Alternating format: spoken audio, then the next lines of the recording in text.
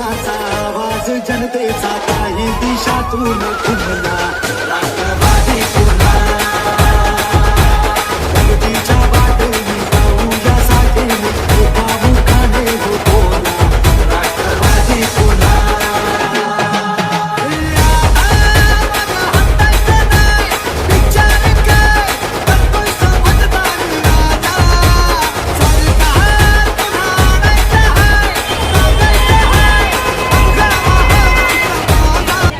उत्साह आहे आता पुढे आणि ह्या लोकांचा उत्स्फूर्त सहभाग याला शक्ती प्रदर्शन म्हणता येणार नाही. लोकांच्या एकजुटीचा लोकांना जो बदल हवा आहे त्याच्यासाठी लोक एकत्र कळव्यात मुंबऱ्यात या ठिकाणी बरेचसे उमेदवार आता ठिकाणीचे म्हणजे राष्ट्रवादी काँग्रेसची तुम्ही देत आहे. काय वाटतं तुम्हाला तर काय परिस्थिती माहिती आहे? पक्ष वेगळा झालाय, दोन वेगवेगळे गट पडलेले आहेत. काय वाटतं तुम्ही? ताकदीने लढतो आणि जनता आमच्या बरोबर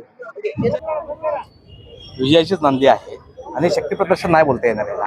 हे आवड साहेबांवरचं प्रेम आहे आणि आवड साहेबांच्या कार्यकर्त्यांवरचं या लोकांचं प्रेम आहे की जे आमच्यासाठी तरुणांसाठी रस्त्यावरती उतरले आहेत. आमच्यासोबत आम्ही विचारही केला नव्हता की आमच्यासोबत एवढे बाहेर पडतील, लोक बाहेर येतील आणि आमच्यासोबत आम्ही तुमच्या सोबत आहोत. तुमच्या जिंकण्यामध्ये आमचा सर्वात मोठा हात असू द्या म्हणून ही सुरुवात आणि सेम अशीच रॅली 16 तारखेलाही 17 तारखेलाही निघेल.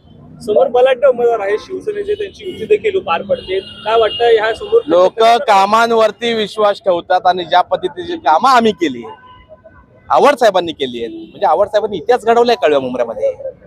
ठाणे शहरातलं तुम्ही जर विचारलं तर मी तुम्हाला सांगतो की गेले 32 वर्ष शिवसेनेची सत्ता आहे आणि लोकांना एक पर्याय पाहिजे. लोक खुश आहेत का या ठाणे शहरातली?